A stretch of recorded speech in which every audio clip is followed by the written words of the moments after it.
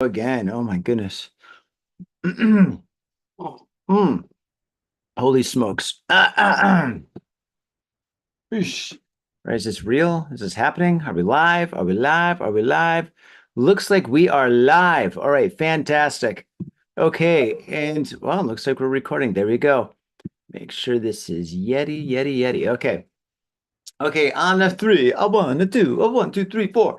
What's up, faders? Welcome to yet another action-packed episode of Got Faded Japan, and I am your host, Johnny. And as you fine folks know, Got Faded Japan is about two dudes, booze, Japan, and the news. And faders, yes, this is episode number 766, and I gotta tell you something. At the very beginning of this episode, I gotta let you know, I gotta break down the 411 because faders, I made a mistake. I messed up. Hey, I'm only human. Please forgive me. I just recorded this episode number 766. I recorded it live. I streamed it live. It was on YouTube live. And yeah, it is on YouTube still, but the audio and the video that I edit, it's gone. I don't think I saved it. On Zoom, I think I hit the wrong button or something. I can't find it anywhere. Yeah, so it is gone. So the episode that I just did, which is this episode with the same content, is on YouTube. It's streamed on YouTube, and I don't know how to strip it from YouTube to whatchamacallit, make an audio file of it. And I mean, I'm sure it wouldn't be that difficult to do. I guess I could do that, and I wonder if the quality would be good. Well, anyway, regardless, you know what I'm going to do? I'm going to do the whole show over again for you. You're going to have two of the same episode. Now, I haven't done this since Tom was on the show a couple of years ago when we used to get way too drunk. And yeah, we basically would like record an episode, lose it, and then have to do the whole episode over again. And we did that several times, especially, yeah, especially after like a lot of shochu or tequila or something. Oh God, whenever we drink beer and then switched over to hard liquor, oh, those shows, they were such a mess. Lots of fun to do, though. I'm sure you guys enjoyed them, but oh my God, those shows were just nutty. So, what I'm going to do right now, as I said, is I'm going to do the whole show over again with the same content. And I'm going to keep both up on YouTube. So you can watch part one and part two. And you judge which one you like better. Probably the second one. This one here is going to be better because I'm warmed up. I've already covered the content. I've already read the articles now, so there's no surprises or anything when it comes to the news. And anyway, without further ado, here is Got Faded Japan, episode number 766 again. And yes, if you did watch that previous episode of, well, 766A, this will be 766B or whatever, I was drinking shochu. And I am drinking shochu. So I'm drinking shochu and coffee. I'm going back and forth a little bit. I'm just sipping this because I do have stuff I got to do today. It is, by the way, I'm streaming live on YouTube and it is 2:45 p.m. Day fading. Faders, hi kampai. Mm. Yes. And just in case if you're wondering, what I am drinking right now is Dayame. Dayame is an emo shochu from West Japan, and this stuff is absolutely spectacular.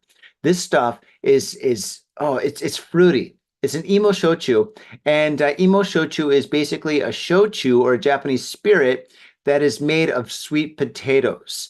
And the sweet potatoes that they used in this for this brand, I guess, are very fruity or something because this stuff tastes very fruity. It is the most unique emo shochu on the market, in my opinion. And it only costs 1,400 yen, which is about $5 USA.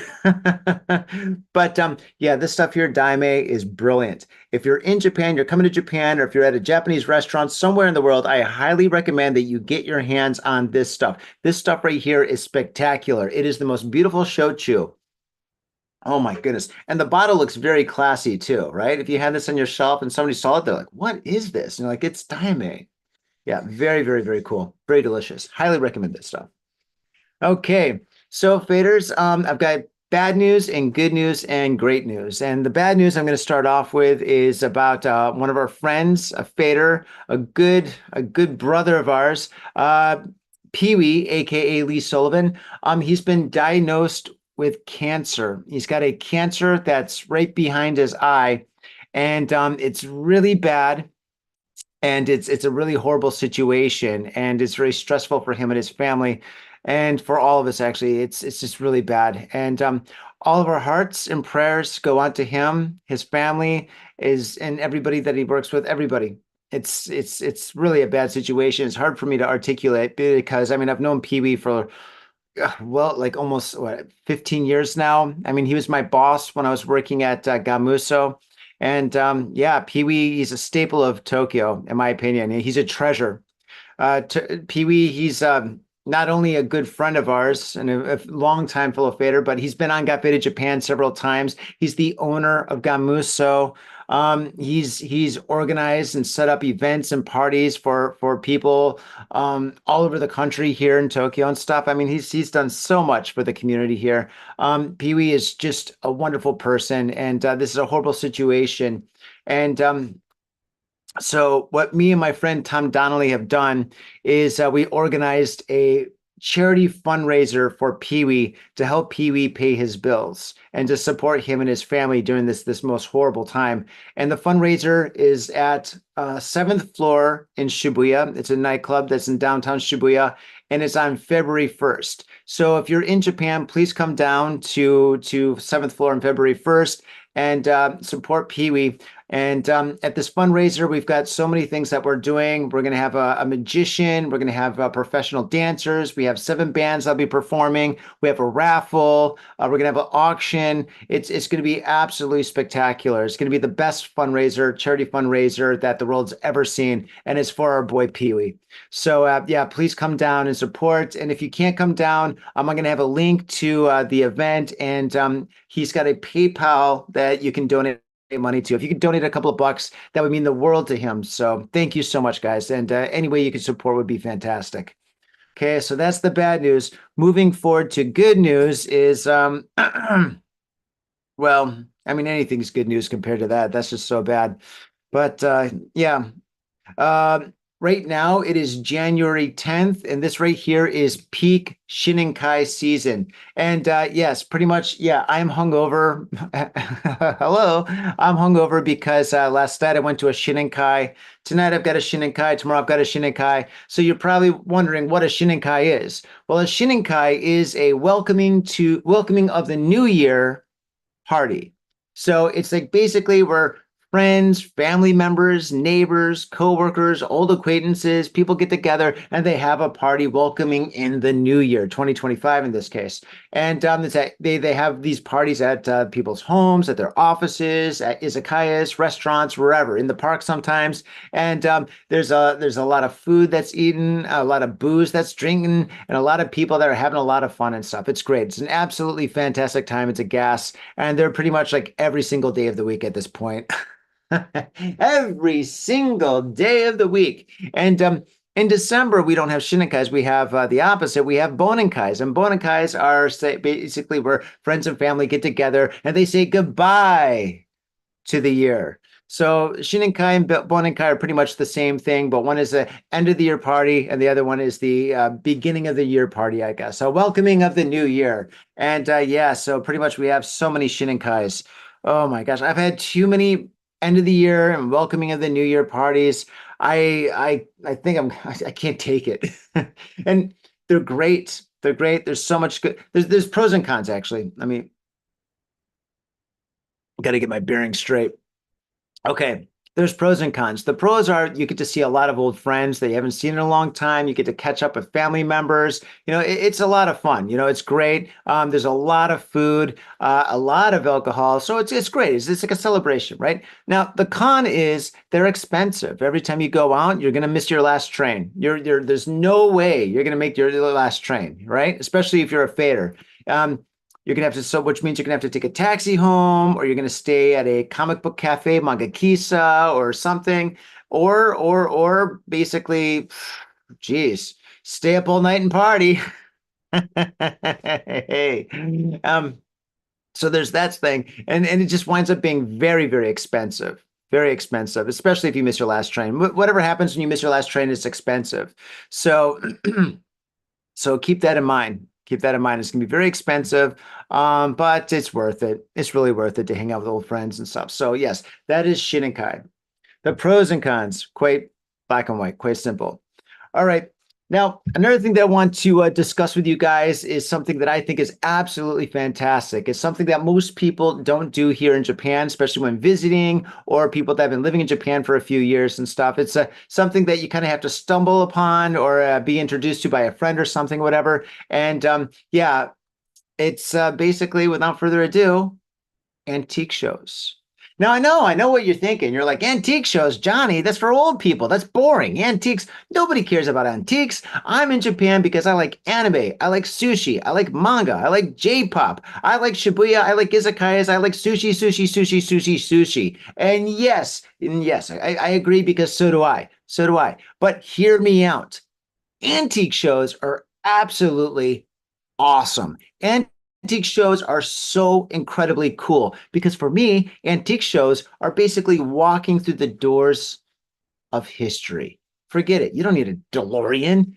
You just need sneakers. And when you go to an antique show, it is so absolutely incredible because you can see samurai swords, aka katanas, from World War II that were used in World War II. You can see samurai swords, actual samurai swords from battles, from wars. You can see samurai swords that were used by shoguns. You know, you can see the ninja stars that killed people. You know, you can see kimonos, the most beautiful, most incredible kimonos you've ever seen with the most vibrant colors that are absolutely spectacular. Like kimonos and like all sorts of like geisha like accessories that belong in a museum. In fact, a lot of this stuff just belongs in a museum. I can't believe they're on display to be sold. It's absolutely ludicrous.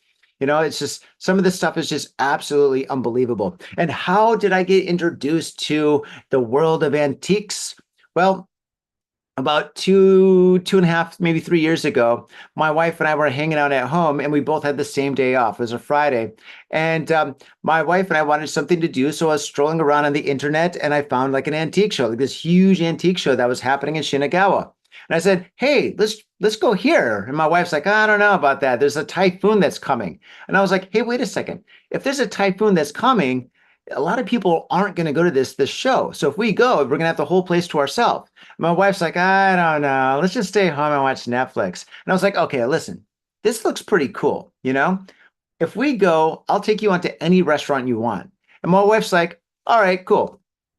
Done deal. Fair. Let's do it." So we went to this antique show and I was right.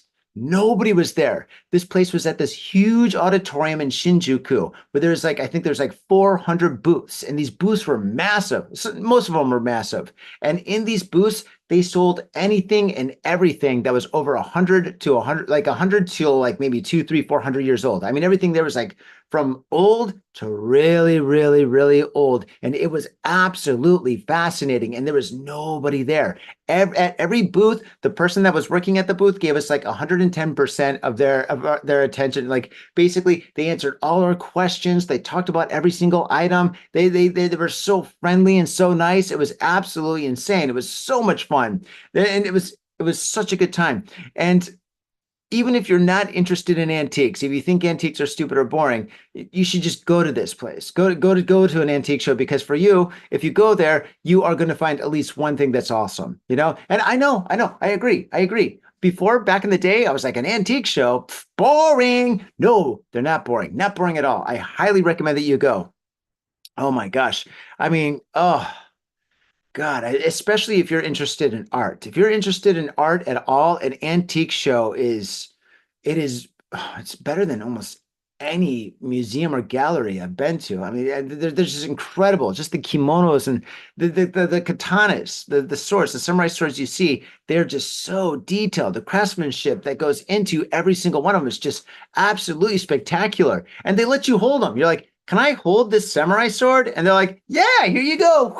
And you're holding this razor sharp samurai sword. But I mean, granted, when I was there, there's like almost nobody there because of the typhoon, right? I saw a few tourists that were there, but that was about it. I mean, it was pretty incredible. It was absolutely incredible. I highly recommend that you guys go there. And when I was at the antique show, I didn't have too much money. You know, I wasn't thinking of buying anything. I was just thinking about just walking around and checking it out and stuff, right? So I was walking around and I saw like this one booth, and this one booth had all these pieces of metal, right? These like little circular disc. And I was looking at these circular discs. I'm like, man, these are really cool. What are these? And the guy's like, oh, they're called Tsuba. I'm like, what's a Tsuba? He's like, oh, it's Tsuba. It's like for a katana, for a samurai sword. It's the handguard. And I'm like, all these pieces of metal are authentic handguards. And the guy's like, yeah, yeah, yeah, yeah. And they had so many of these handguards. And I don't know if you know this, but when the sword masters were making the katanas and the samurai swords and the daggers and stuff, they spent a lot of detail in every single part, especially the handguard. And the handguard was kind of like it was like a symbol for the sword maker, but it's also something that he gave special to the person who to the samurai or the ninja who is going to use this in battle, right? So most of them not most of them, many of them are very, very, very unique. Of course, when there's a major battle that was going to happen, they had to mass produce swords. They just made like the small circular ones that kind of look like is like an egg shape, or the ones that are like a square, right? But at this one that I went to, they had many, many, many just amazing ones. They had ones that had like pictures on them and gold writing and stuff, whatever. It was absolutely cool. And when I was there, one of them caught my eye. I saw this one with like this design that was absolutely very simple, but just very, very, very cool. And I was looking at it for the longest time, and the guy's like, "Okay, this one, if you like it, I'm going to sell it to you for $250, Niman Gosen yen." And I was like, "I don't have that much. I only have like Ichiman yen, you know." And then I didn't know that at the time, but at antique shows, you can actually haggle. So I was able to haggle with this guy. I mean, all I had was Ichiman yen. So basically, he went down to Ichiman yen, and I was like, "Are you serious? You're going to sell me this thing for Ichiman yen?" He's like, "Yeah, I'll definitely do that." And I felt kind of bad. I was like, "Oh my God, should I give you my coat or something?" Or I mean, this is too cheap. And he's like, "Don't worry about it. Just enjoy it." And I was like, "Thank you so much." The guy was super awesome. And this is what I got right here. So for all you guys watching this on YouTube, here you go. You should be watching this on YouTube. So this right here is a tsuba, and the blade will go right in this part right here. See this design right here? So the blade went out through here like this, like that, and then they would have it like this, chop, chop, chop. And I asked the guy about the history of this handguard. And I'm like, do you know anything about like the guy that had this, or do you know the history of this? He's like, I have no idea, but I know one thing. It's at least over 150 years old. And I was like, really? Are you serious? So this Tsuba, or like the Tsuba could have been in like a war, a battle. Who knows? Who knows? God, I hope it's not haunted. I mean, but then again, I'll be honest. If you are going to have a ghost, having a samurai ghost is probably the coolest ghost to have, right? I mean, seriously, it's better than those ghosts are like, ooh. If you get a samurai ghost running through your house with like samurai swords, like ghost samurai swords, hey, I'm down. I'm down. Thank you. But yeah, so this is the Tsuba that I bought, and it's absolutely fantastic. I'll hold it closer to the camera so you can see it. For all you guys that are listening to us, you should definitely check us out on YouTube, because this is one of the perks. Like that. So yeah, this is one of my prized possessions. I picked this out, and yeah, it means a lot to me. It's really cool. Another thing that they have at these very, very, very old antique shows are books. Books, very, very, very, very, very old books, religious books, magazines, comic books, manga. They have so many different kinds of books. Some of these books are 50 years old. Some of these books are 500 years old. And they are absolutely insane. And actually, one thing, when my wife and I were there, they had this whole section of like the comics and magazines. And I was looking through some of the old comics from like, like, I don't know, the 1930s or something. And I thought that was kind of cool. And I stumbled upon this magazine, and I saw the magazine. I mean, it basically, I mean, you could see it a mile away. It was a big picture of Adolf Hitler. And I was like, holy shit, there's a picture of Hitler in this magazine. And it was dated from like 1930 something. And I was like, oh my God. And I went to my wife, I'm like, honey, what the hell does this say? And she goes, Hitler, it says Hitler's our friend. It's like, oh my God, this is so bad. Oh my God. And I was gonna take a photo of it as a joke and put it on whatchamacallit, on Instagram. But then I thought about it for a second. I was like, oh my God, I can't have a picture of Hitler on my phone. I can't post anything about Hitler on any kind of SNS. That will come back and haunt me. No, it's bad. It's too dark. It's too dark. So I didn't take a photo of that, but I swear to God, I saw it with my own two eyes. It was pretty fucked up. And yeah, but something quite opposite that I saw that was really cool was very, very, very, very old comics. And I found this one place in the antique show. It was like this area that had all these boxes of all these old books and comics and stuff, right? And this guy, he just seemed like he didn't care. He's like, oh yeah, I'm selling these comics, whatever you want. Just need to look through them or whatever. And I'm looking through all these old comics. I'm like, these are just absolutely amazing. And they're all just stacked on top of each other and they're all kind of bent up and stuff. And like, it's just like, I mean, they're super old. And I was like, oh my God, how old are these comics? He's like 100, 200 years old. I don't know. I have no idea. I mean, the guy, he just didn't, he had something else on his mind or something, right? So he wasn't really helpful, but still, he was helpful enough because I was looking through them and I found a couple that I really liked. And he sold me these comics for an incredible price after I haggled a little bit.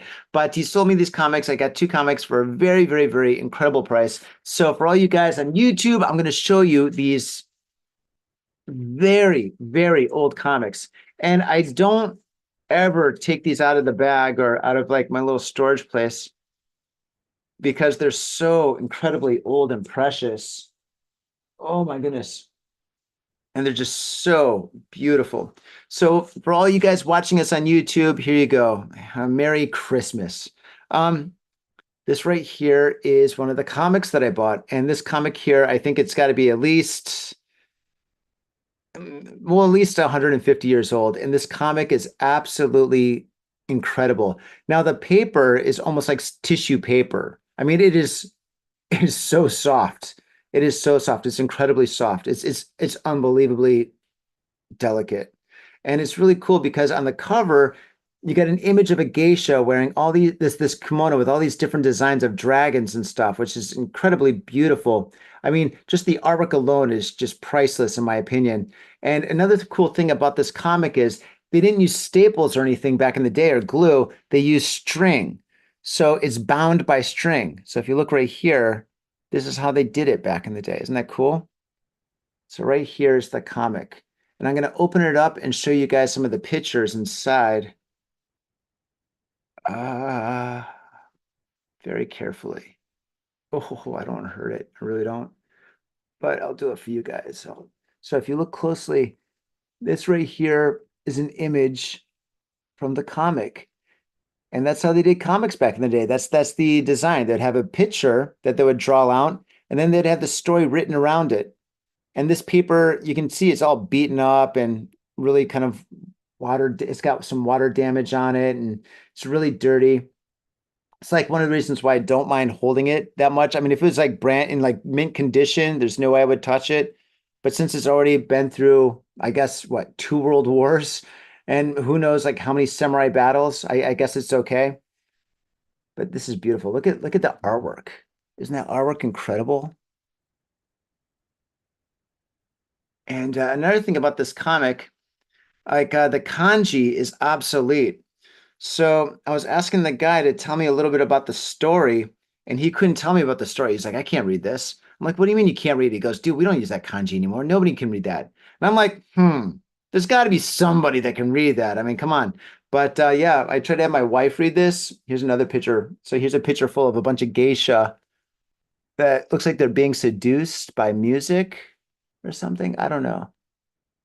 What I'm going to have to do is I'm going to have to take photos of every single page and then post this somewhere. Maybe somebody can read it, but at least like the world can enjoy it because I think this right here is just a priceless piece of artwork. And I'm kicking myself right now. I'm really kicking myself because the thing is, the guy had boxes of these. The guy just didn't care. I don't know. And I should have bought all of them. But God, it's just so incredible. Here's like another page right here. Isn't that artwork just so brilliant? And I love how the text just kind of like saturates the image, but in a very clever and classy way. It's really, really cool. And the details, the little details And every single image is just absolutely unbelievable. And this paper is basically tissue paper. It is so delicate. So, so very delicate. I really should not be touching this at all. Here's another one. Here's another page. I'm just going to pull this up right here. And then I'm going to put this one away. But isn't that crazy? I really wish I could read this.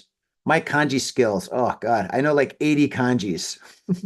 I know 80 kanjis, which means I can read a menu. But yeah, this is incredible. This is absolutely beautiful. And this is one of the things you can pick up if you go to a antique show here in Japan. And I'm just going to very quickly show you the next one. Oh boy, careful, careful, careful. This one's a little bit more beaten up. I like the cover of this one right here. This is really cool. Isn't that awesome? And it since it's beaten up like this, I think it kind of adds to the character. I think that's one of the reasons why I like it. I like old things, but I like old things that are kind of not in good shape. Like if I ever did buy a samurai sword, I mean, I never will, but if I did buy a samurai sword, I would buy one that's really old, one that's been used, one that's got chips in it, one that's got character. That's what I would do. But look at this. Look at this character. Look at this design.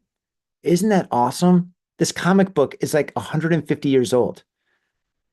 Okay, I'm gonna open this.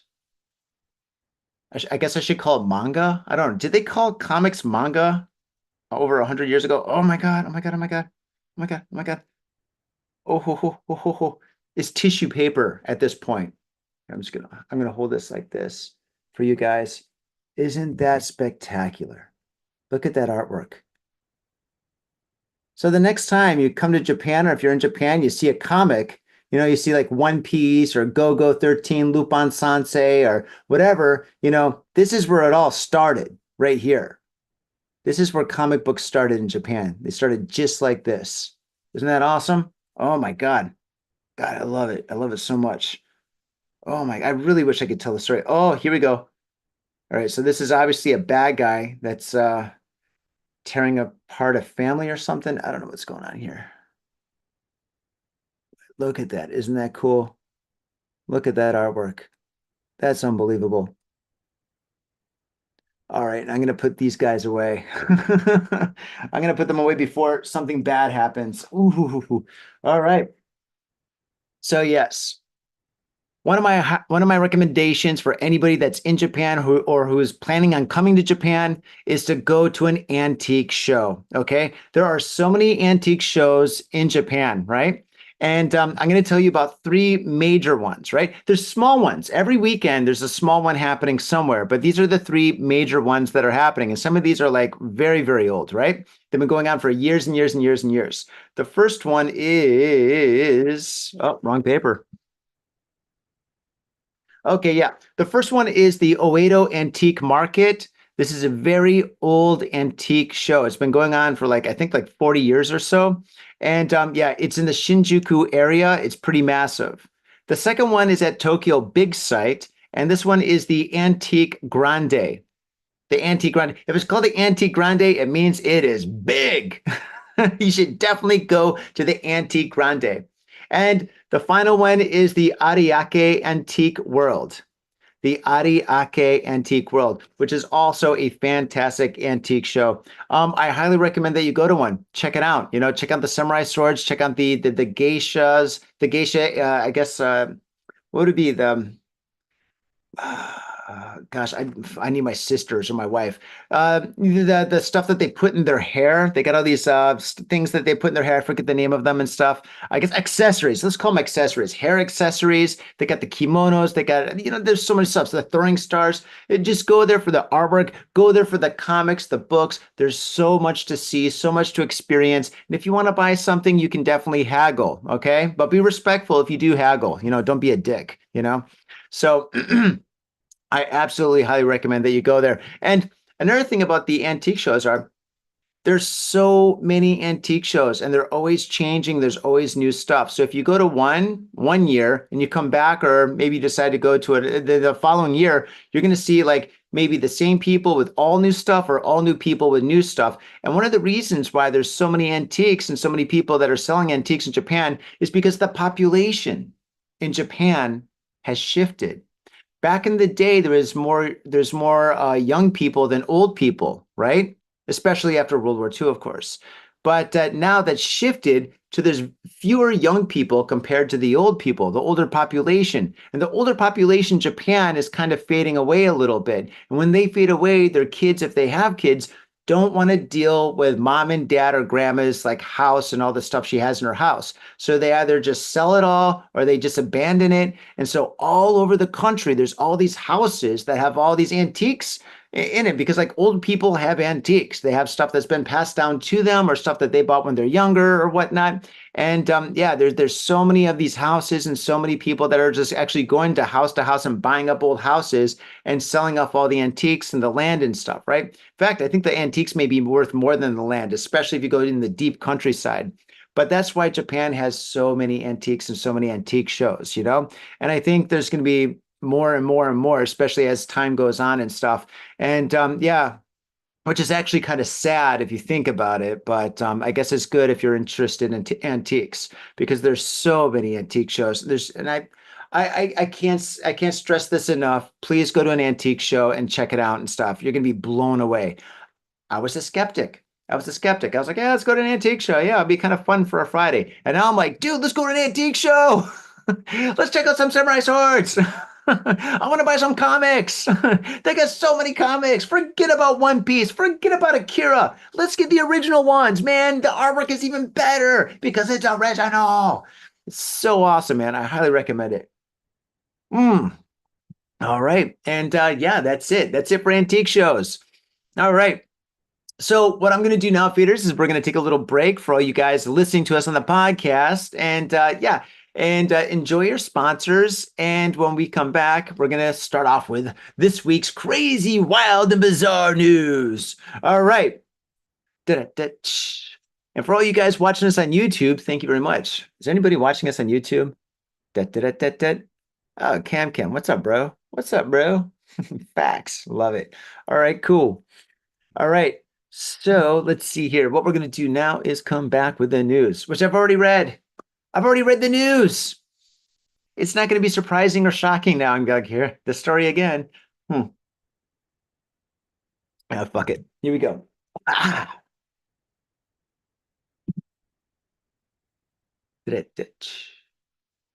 Okay, 2, 3, 4, go. And we are back. For all you people that were watching this streaming live, yeah, I never left. But for all you guys that are listening to us on Podbean or iTunes or Spotify, thank you very much. And thank you very much for supporting our sponsors. Oh, Shochu, I love you, Shochu. And once again, I am drinking Daime Shochu. This Shochu is the Shochu of legends. This stuff is the jam. Hi, Kampai, faders. Hi, Kampai. Smells good. And it tastes even better. Mwah. 2 thumbs up. Okay, so, okay, I'm going to read this news again because I read it when I messed up the first time I did this episode. Okay, here we go. First story. 87-year-old woman jumps from second floor of home after being tied up by an intruder. This story takes place in Chiba. Here we go. An 87-year-old woman jumped from a second floor of her home after she was tied up by an intruder looking for money in Kamogawa, Chiba Prefecture on Thursday morning. Can you believe that? Can you believe that? An 87-year-old woman jumped from a second-story building to escape an intruder. My God. Now, if that's not ninja skills, I don't know what is. According to police, the woman told them she was awakened just after midnight by a man who broke into her house and demanded money, NTV reported. He threatened her, then tied her hands and legs with a rope and began searching the house. The woman managed to free herself and jump from the second floor and went to the neighbor's house, and then the neighbor called 110, aka 911. By the time police arrived, the intruder had fled. The woman injured her leg, poor lady, during the escape, but was treated at a hospital. Police said the man entered the house by breaking a window on the first floor. Okay. All right. First things first. For all you old people out there, anybody over the age of one, put your money in a bank. Don't have anything in your house of value except for your computer, your TV, and I guess comics if you got comics. Your comics are worth money. But yeah, don't have anything in your house worth don't have money in your house. I mean, nobody even has money in their house. Everybody uses a credit card.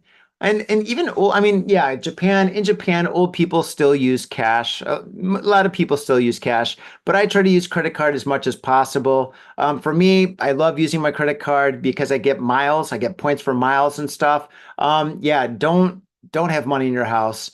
And another thing is dogs. Have a dog. You know what? I'm a cat guy. I love cats. But once I get a little bit older where I can't like defend myself as much, if I'm like 90 years old, I'm gonna get a pit bull, man. I'm gonna get like a big ass pit bull. So if anybody comes into my house, I'm gonna be like, sick 'em. That's what I'm gonna do. I'm gonna get a big dog. So for all you older people, all you older faders out there, get a dog. And I gotta say, hats off to this lady. This lady, she's like what, 87 years old, 87 years old, and she jumped. I bet she's got some ninja in her. She probably did a backflip, landed on her feet, and then walked away. And as she walked away, she probably tripped, and then that's how she hurt her leg. This lady is badass. And I bet she was this close from kicking this guy's ass. This close. She's like, all right, mother. I'm just gonna call the police. It's late. That's probably what happened. So I give this lady mad respect, and I hope this guy gets busted ASAP. Moving forward, story number 2. Man arrested for kicking police car outside Koban in Mie Prefecture. Okay, listen. If you want to go to jail, like if you intend on going to jail, let's say you're just like, I want to go to jail. I want to try it out. Maybe jail's for me. Kick a police car. They will definitely arrest you. You'll definitely go to jail. You don't get $200 for passing go, too. You just go straight to jail.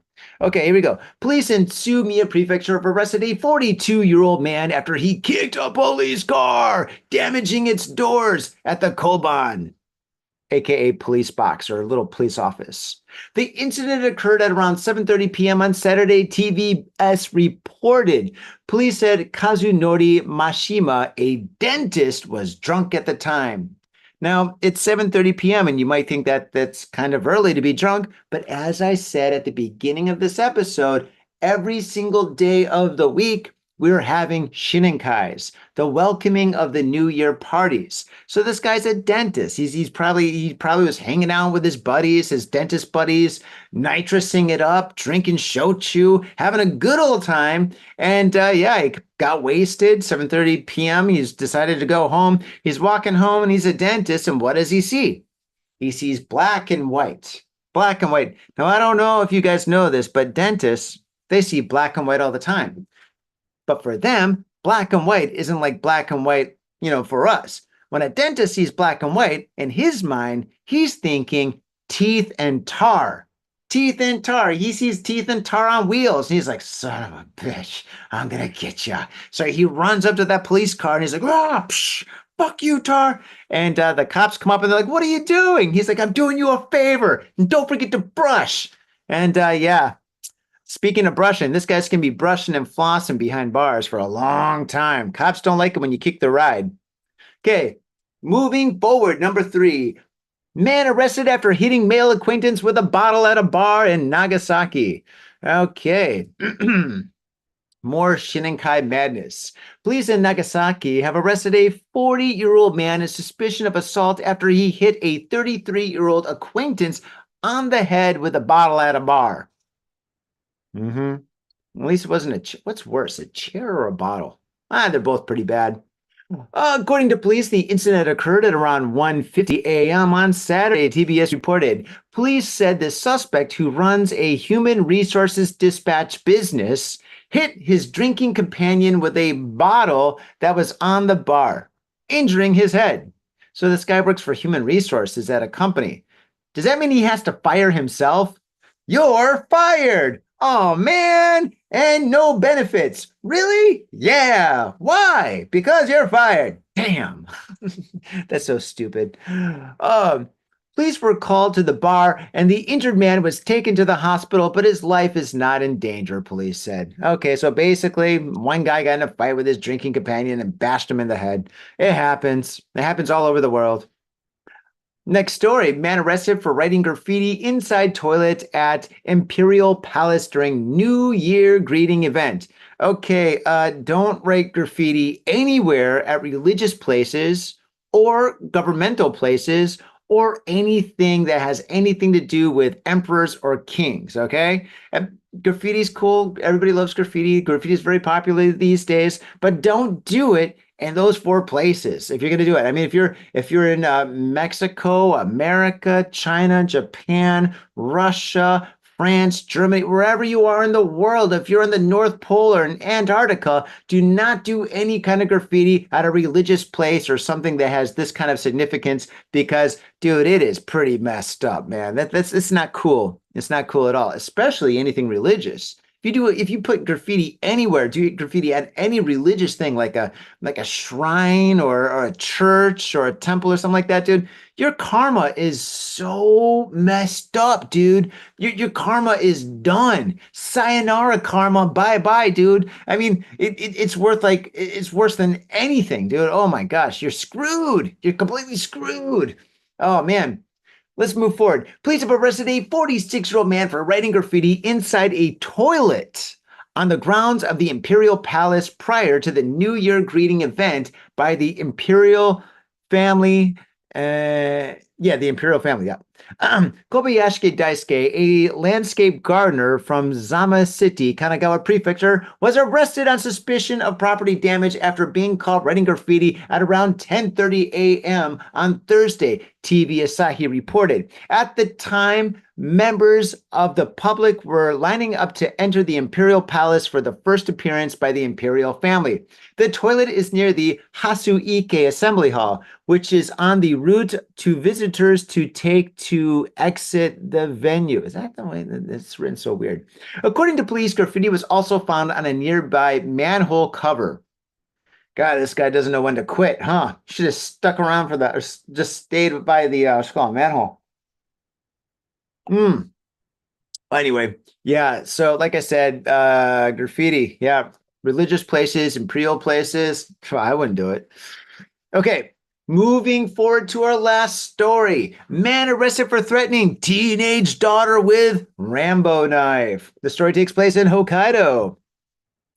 Police in Motoran, Hokkaido, have arrested a 49-year-old man in suspicion of threatening to kill his teenage daughter with a Rambo knife at their house on Tuesday night. The man is suspected of pointing a knife at his daughter and threatening her at around 7 p.m. on Tuesday, NTV reported. Clean your room, wash the dishes, do your homework.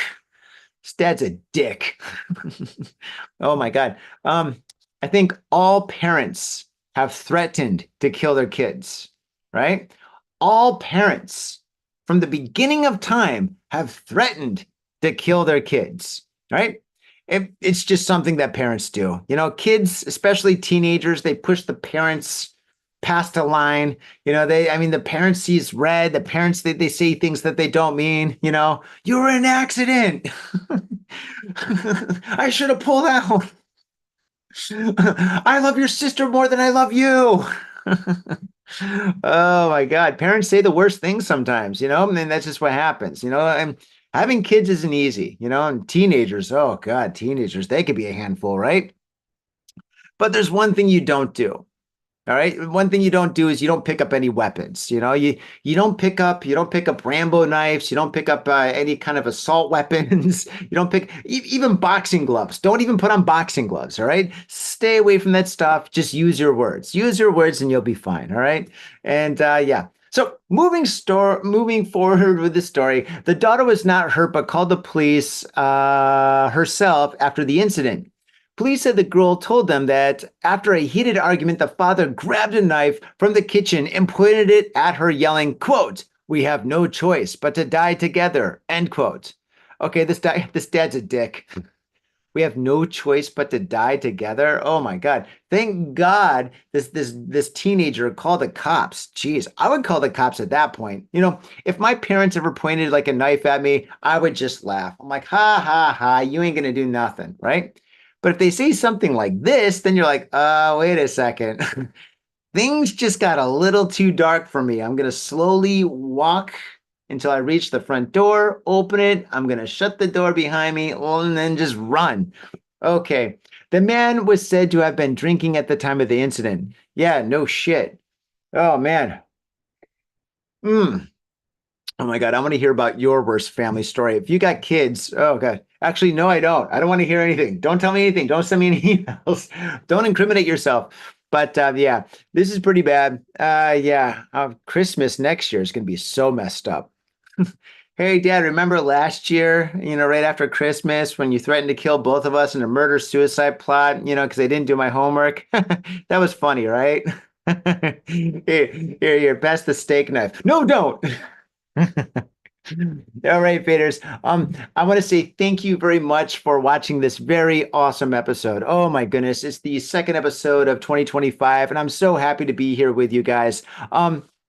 Like I said, this is the second time that I did this same episode because the first one was lost. I fucked up. I'm sorry. So yeah, so hopefully if you did watch the first one on YouTube, hopefully the second one is better. I hope. Who knows? The first one's probably more spontaneous. So, yeah, thank you so much for tuning in. Thank you so much for watching us. Thank you so much for listening to us on Podbean and iTunes and Spotify and wherever else you get your local podcasts and stuff. And yeah, please support Pee Wee. Please go to Seventh Floor in Shibuya on February 1st and go to his fundraiser and help him and his family. Hopefully, I will be there. If I'm not there, I'm going to be helping Pee Wee by helping him at his club. I'm definitely supporting him on that day, of course. And yeah, and I also want to thank Tom Donnelly. I'm not sure if I mentioned it at the beginning of this episode, but me and my really good friend Tom's also an organizer here in Japan. And yeah, him and we teamed up to organize this fundraising charity event for Pee Wee. So yeah, Tom Donnelly, if you're listening, thank you, brother, for doing this, man. You did a lot of hard work and stuff organizing this event, and I couldn't have done it without you. So thank you so much. And yeah, and if you can't come, yeah, there's a little link at the bottom or actually, if you go to like the show notes, there'll be a link there to Pee Wee's PayPal or something. So you can definitely support him there if you want. Thank you so much, faders. And yeah, make sure you definitely go to an antique show if you're in Japan or if you're coming to Japan. It's well worth it. And who knows, maybe you'll see me there. All right. On that note, faders, thank you very much for tuning in, and we'll see you next time. Peace. Bum, bum, bum. Well, as they say, second time's a charm, right? For you guys that are watching us here live. Bada boom, bada beam. Motoya, hey. What's up, all you faders? Watchers on YouTube. Oh my gosh. I swear to God, listen, for all you guys out there, I'm not joking around. Whatever I say, I'm Got Faded Japan is 110% legit, dude. This right here is by far the best. What is this? Shochu. God, I think I've had too much. I should have had lunch. God damn it. I'm not going to do anything for the rest of the day except for drink and watch Netflix. I know it. I absolutely know it. God. But it's Saturday. You're supposed to. But yes, this right here is the best shochu. Oh my God, this is great. I said it earlier in the show. This stuff right here is fantastic. Absolutely fantastic. This stuff is amazing. Oh my gosh. It's so fruity. I've never had an emo shochu that was fruity like this. It's so good. And it's so cheap. This is 1,400 yen.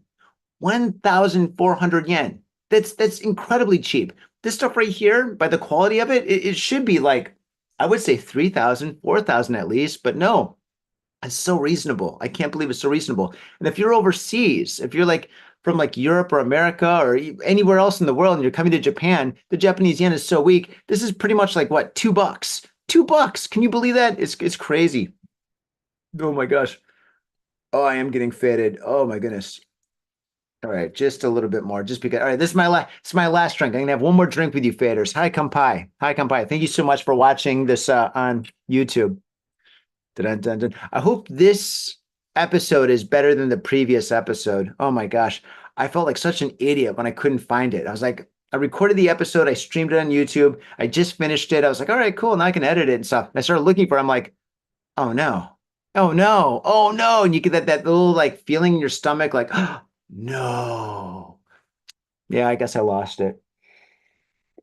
Mm, which is cool because I was able to do the whole exact show again, but I had practice doing it. So I'm sure this one was better.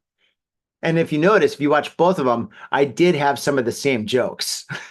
I couldn't help myself, you know? Oh man. Mm, God, this is so good. A lot of my friends, when they drink shochu, they add a little water to open it up a little bit, which is fine.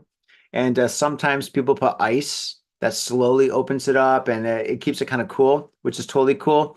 But I don't know, man. This one is just so delicious. Just drinking it straight like this is fantastic. Mm. Oh my gosh. All right. On that note, faders, thank you so much for watching us on YouTube. You guys get the little extra end of the show bonus stuff, but yeah, it's super, super cool. I hope you guys are enjoying your weekend, and I hope you guys all have a really, really wonderful beginning of 2025.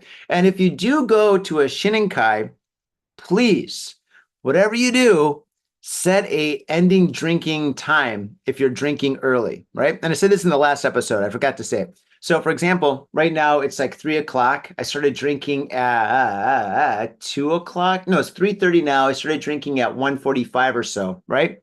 So I'm not going to have any alcohol after this, and then I'll start drinking later. Or what I'll do is I'll stop drinking altogether around 6 o'clock. You got to time yourself if you're drinking during the day, because if you're drinking during the day, it can get really dangerous, especially on the weekend. So if you're drinking at 2 o'clock and you drink until like maybe 6 o'clock or something like that, and you're like, oh man, I'm pretty faded. And then your friend calls you up and your friend's like, yo, what's happening, man? Let's go to izakaya. Let's go to karaoke. Let's go somewhere. Let's go to a nightclub later. Dude, you're going to be drinking until like at least from let's say 6 o'clock to 9 o'clock, 9 o'clock to 12 o'clock. Dude, that's gonna be like almost like what? 12 hours of drinking. So you got to be really careful when you do that because I mean it could be very, very dangerous, you know? And like I said in the previous episode, only very few people are able to handle their shit from drinking like 40 beers, you know? Andre the Giant is one of them. Andre the Giant could drink beers nonstop 24 hours a day. The guy is Andre the Legend, the Giant. The guy's incredible, right? So I highly recommend that you have a set-off time. Me, my set-off time, after this drink, I'm done because I know at 6 o'clock I'm going to have to go to an art exhibition later and meet some people and do some stuff, whatever. And I'm going to have to like drink with them as well. So if I have that little window of non-drinking where I can get some food in me and have like maybe a cup of coffee or something, I'll be fine. No problem. So yeah, keep that in mind. All right, faders, thank you so much, and I'll catch you next time. Peace.